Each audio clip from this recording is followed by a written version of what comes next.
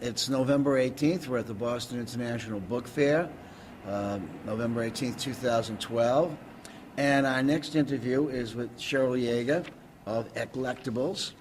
And Sheryl, we always ask, the first question we ask is something about your background, what your father and mother did, your brothers and sisters, where you went to school, and that kind of thing. A little biopic, if you don't mind. Well, I grew up in California, and my father was a carpenter and my mother was a housewife. And at the age of 18, I decided it was time to become a professional of some sort. So I got a degree in nursing. I practiced nursing for several years and went into managed care, health management, and went on with that for about 20 years. Wow. A good portion of that was as a management consultant. This is still in California? This is still in California. And when I was at a health plan in California, a gentleman came in who was consulting, who lived on the East Coast, and we became quite friendly. And Okay. he had this affinity for ephemera, and he collected it, and eventually he started trading in it because he collected too much, as we know many careers have started that way. At some point, we had a cross-country relationship for 4 years and decided we needed to be in one place or the other. So we decided to move east, still in the healthcare profession. And we moved here and for work purposes landed up in Connecticut and continued in management consulting for probably another 5 or 6 years, and decided that we were really kind of tired of telling people to do what they should know they should be doing. Yeah. So said, let's see if we can make a go of this ephemera and book business. What year was this? This was in 1996. 1996. 1996, we started really dedicating most of our time. And this location was in Connecticut? Connecticut, yes. Now, since you've moved back east, you've always been in Connecticut? Correct.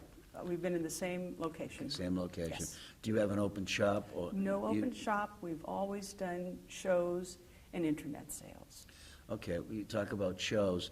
How many book fairs, regional as well as ABAA, do you average on a year? We average about 8, I would say, at this point. Is it split? It's definitely, yes. Yes, we always do a show or two in California, then it's, the major ABAA shows. Did you have any brothers or sisters? I have one sister. And what is she? Is she interested in books at all? Or? She really isn't. That's not her. I mean, she reads, obviously, but her she's sort of on she was in a culinary track, and then through that developed work in social service. Okay, so your dealing in ephemera is not by your choice, but rather by your partner's choice. Well, that was my introduction to it. Yes. But now apparently you've got the same bug that he has. Indeed. Okay, so whereabouts in Connecticut are you? We're in Tolland, Connecticut, which is in the sort of northeastern part of the state. Okay. Do you have people come and visit you by appointment? Yes. People could come by appointment, or through shows or internet. Right, and you have a large internet presence. Very large internet presence. Okay. When you first became internet conscious, did you find yourself easing into it, or was it a difficult transition for you? It was a very simple transition. Part of my career has always been in business organization and development, and I did a lot of work with computers over the years in databases. So it was just a very logical progression. So you're a computer person who sells ephemera, right, rather than an ephemera person who uses a computer. To some degree, yes. I also do a lot of appraisals for the same reason. I have a strong passion for ephemera, and we tend to find things that are unusual and not the more commonplace items. And in the days of fairs alone, it was a little more difficult to sell the types of things we sell, Right. because if you have a static audience, essentially, because the same sort of people continue to come to the show, the rest of the world is not seeing those unusual items. Right. Is your married name Jaeger, or is that your That's my maiden name. maiden name? Yes. I went on the internet and to read something about you, and it says here that you deal in childhood ephemera. Yes, that's Could one you of my elaborate on that? primary, we deal, well, one of the things that I've really taken a great interest in the last couple of years is childhood art. And the particular, the drawings of childhood, and also almost being like outsider art, because they're just sometimes so fantastic. Yeah. And also in things like children's toys, a lot of paper toys, movable paper toys, Pop-up books? pop-up books, paper dolls, which is something I see that's that, yeah. very, very strong specialty, accidentally. We attended an auction one time that had a lot, and suddenly I became a paper doll maven. But, I'll do it to you, huh? they're beyond beautiful. The like early 19th century sets and things are lovely. And again, handmade. So, Yeah. you know. Also, it says here that you do menus, Yes. advertising, business and trade cards, and catalogs. Yes.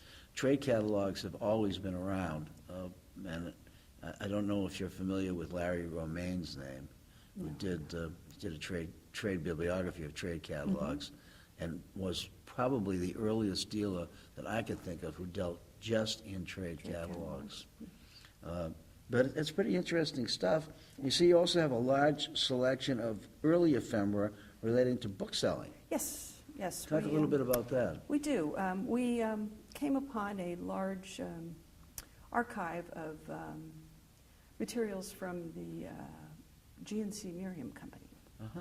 And really a lot of correspondence unrelated to the core archive regarding different booksellers and things. And a lot of the very early Boston booksellers were present. Billheads, letterheads, information on their book lists, things they were selling.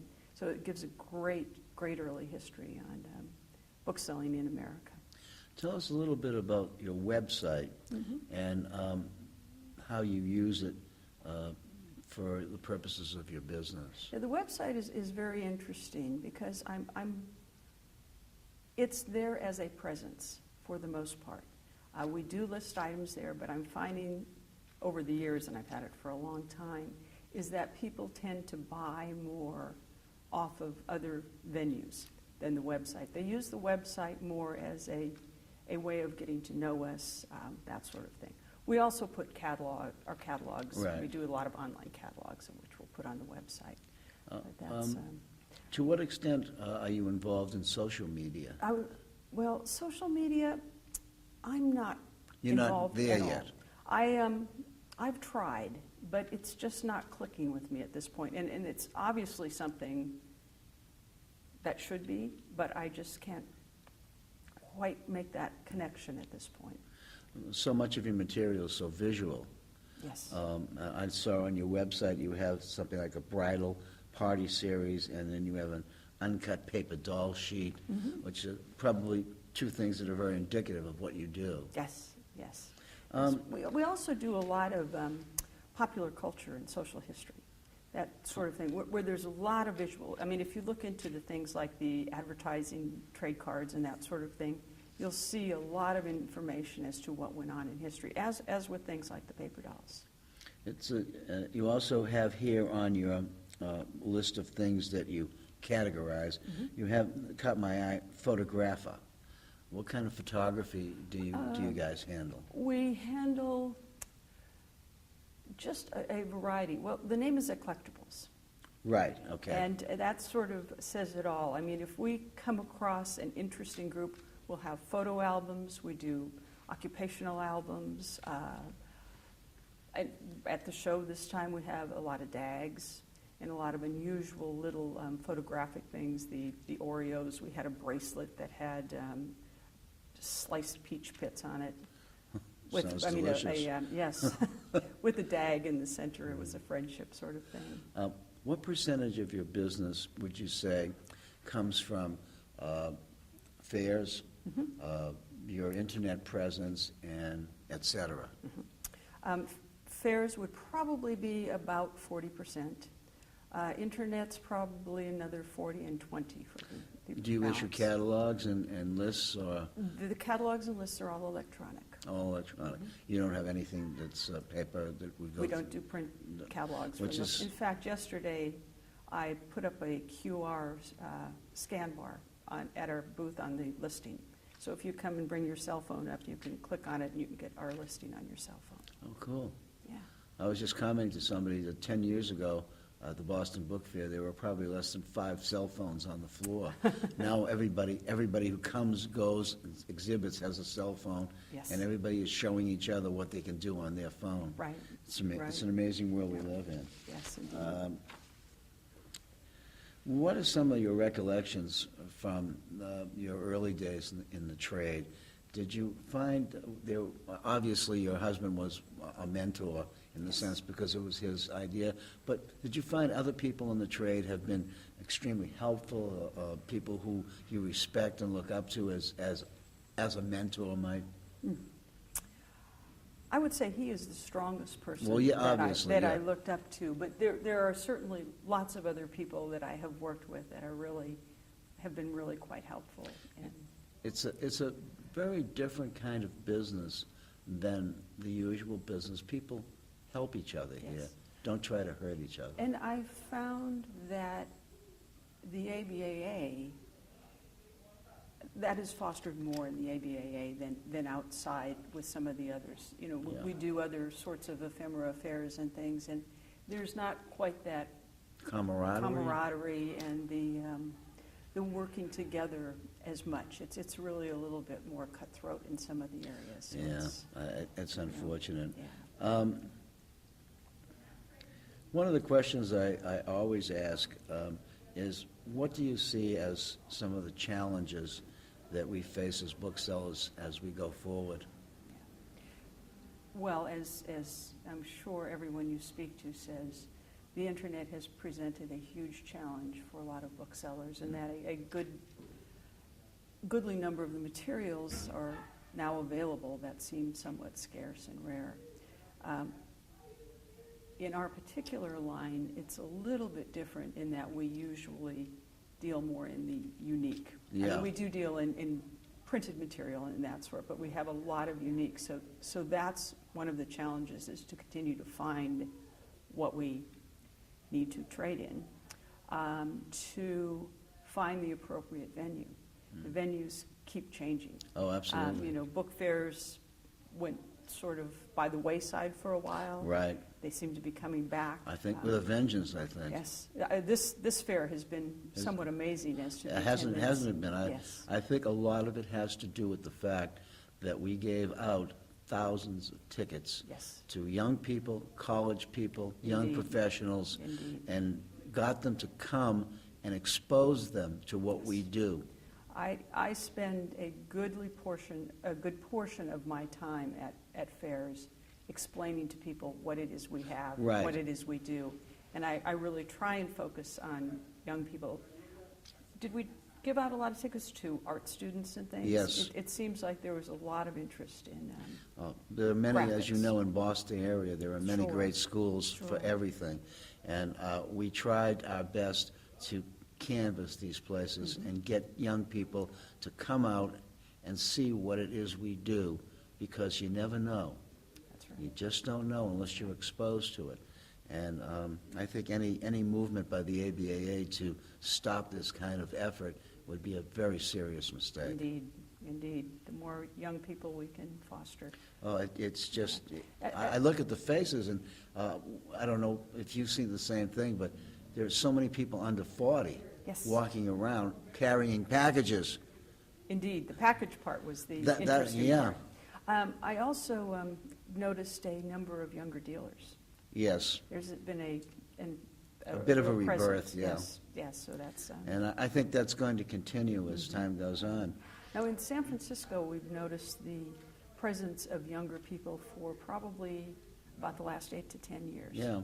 And actually, we started the educational process with several people, and now they're really buying strongly. So Yeah, it's, we as an association, feel very strongly about that. And, you know, the Antiquarian seminar that happens every August is a breeding ground for future dealers. There are probably 10% of the dealers at this fair are graduates of that program. So that's great. pretty proud of that as Sure. well. It's fantastic. If some young person came to you and said to you, Ms. Jaeger, I'm thinking about becoming a bookseller, what would you advise them to do? Well, how would you tell them what would be the path they should follow? I would advise them to spend a lot of time at book fairs, a lot of time researching internet presence, developing some mentors, working with some individuals, because the environment is so rapidly changing that you really have to examine all of the venues and find a place for yourself that you're very comfortable with in the materials you're selling, and then seek out those individuals to assist you in developing your business. You know, try and get a job of some sort of internship or something Right. with a bookseller that you respect or think can lead you in the right direction. I mean, it's really it's a very changing business, and you really have to understand how to use the internet effectively as part of it, or most likely will not succeed. Yeah, I just wonder how things are going to be 25 or 30 years from now. Who knows? I mean, you can only just imagine the way technology is going. Although we print a lot of paper each day, it's not paper that will be necessarily. Whatever happened to the 1998 Paper Reduction Act? That's right, absolutely. Although I have to say, you know, this paper we print every day, we have a fabulous collection of revolutionary or protest handouts from the 1970s. Oh, that stuff is great stuff. But it's just the throwaway paper. I have myself a bunch of brochures and stuff. One that says, big yellow card that says Free Angela. Yes. And stuff like that. I think it's really, really great because people looked at it and tossed it. Right. And so it would seem to me that it would be difficult for you to continue to provide an inventory, because people do tend to throw that ephemera out. That's the first thing to go. And that's probably why it's so difficult to find things, and when you do find them, they are somewhat expensive. But, for example, where do you get most of your material? A lot of the material comes from auction. I also have part of my business practices is to cultivate collectors. I do a lot of work with collectors who are trying to right-size their collections, or are aging and concerned as to what will happen, because, you know, you hear it every day. Yeah. No one in my family is interested, and they're going to do something bad with it. Well, that's every book collector's fear is that. Certainly, because they're just, they don't understand what I have here. So I do a lot of work with collectors, and do acquire quite a bit of materials, and then at fairs and things. But You mentioned that you buy material at auction. Is it country auctions or major auctions, or? all of the above. All of the above. Spend a lot of time searching auction sites and looking for things, and it's somewhat more interesting. I mean, you have to really refine your search criteria when you're trying to find obscure ephemera. Talk a little bit about, I often ask this question, can you talk a little bit about what your most important find was and what your biggest disappointment was vis-a-vis what you handle? Probably our most important find was the GNC Merriam archive. It was a very long process. Do you still have material from that? A bit. A bit. A bit. But basically, it went to an institution Right. and a lexicographer who has a huge Merriam collection. Wow. But it was a 15-year process. Wow. We were scouting Brimfield one day, and my partner went into a booth, and there was a little man sitting in his in the corner of his son's kitchenware booth, and he had a little box of paper, and it was fantastic early 19th century paper. And Wow. the gentleman told my partner that he had 100 boxes of it at home. Wow. So we continued to return to the booth. He was no longer there. He couldn't do it again. He said it was just too stressful. But after about 15 years, we got a call from the son saying he'd passed away and we should come and take a look. Wow. And it was introduced to us very slowly. We didn't know what it was. They brought peripheral things for a while, and after a couple of visits, they exposed what was it really was. there. And we found out subsequently that it was scheduled to be taken to a dumpster because who Oh, my would want God. that old paper? So Wow. that's the type of thing that, And that's why there's so little of it around, because people keep taking it to dumpsters. that's right. Or tossing it And away. if we get a call from someone saying, I have an estate and I don't know what to do with it, we'll say, do you have the paper? No, we threw that away. That's the first thing Yeah, to throw away. But they have a lot of books. Yes, that's right. We have a lot of books, but we threw all the paper away. That's right, that's right. Dumbing down of the public is what Yes. we're talking about here. Yes. I have Well, an iPad with a Kindle on it. God. Yeah, well, I tried to read a book on a Kindle, and I just got through the first 2 pages, and I said, I can't do this. I'm going to go get the paperback. I got to have something in my hands other than the Kindle. Yep, yep.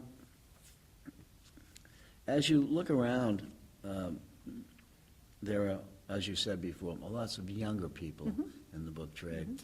I notice also a lot more women Really? are Okay. in Yep. the trade than ever before.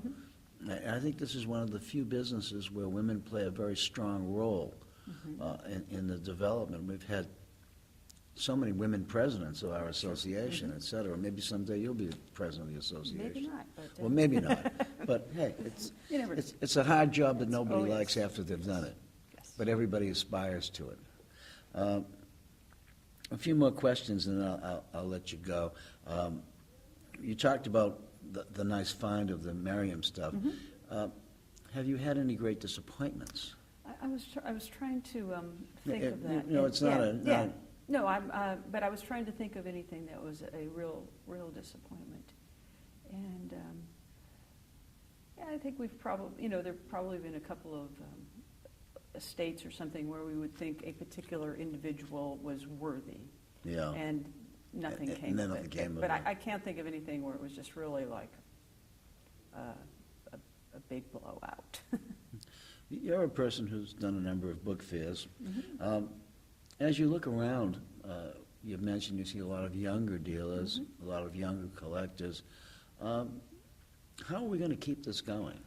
Well, one of the things that I'm finding to be interesting but very challenging is as the population changes, so do the collecting interests. And we need to continue to introduce the older materials because I think they're important, but understand what the new generation is looking for in collecting interests and adjust our inventories to accommodate that. What are some of those things, as you see it, some of these new collecting interests? I'm seeing a lot of the popular culture items, things like I was referencing the pamphlets and Right. the handouts from the protests and all. Moving more into the 20th century graphics versus 19th century graphics. Really just moving forward in time. The people who were collecting the Victoriana and the early beautiful advertising had some connection with it through parents. Right, Through right. There was something that made it familiar to them. And you have to find something that is familiar in some way to your audience as an entry point. And once you've established the entry point, people's interests obviously evolve, but you have to develop an interest and entry point for people to begin to buy. When you do a book fair, you must have some sort of a plan of how you're going to display the kind of material that you deal in. It's not a matter of throwing a bunch of books onto shelves and making a few cards that say first edition, first issue, Right. $80 million. Right. Well, do you have to do a lot of prep Yes. before you get here? Definitely, a huge amount. And I also wind up doing rather extensive descriptions on items because they don't explain themselves. Right. And I actually will arrange, because I use a lot of display cases, Yeah. the glass cases, but I actually arrange the shelves at home. I Okay, so display you each- prearrange, Prearrange everything. and then you bring it here and Right. set it up. Yes, and try and arrange it in like groupings so that there almost is a story to be told by it and that it can help people understand the area. I mean, I really spend an awful lot of time educating during the fairs. Yeah, you're sort of It's, like a bookseller teacher Right, right. So in the it's total that. process of Yeah. things. Yeah. Well, my dear, we have come to the end of our 30 minutes. Okay. And I appreciate your thoughts, your comments, and your insight, and thank you very much. Thank you.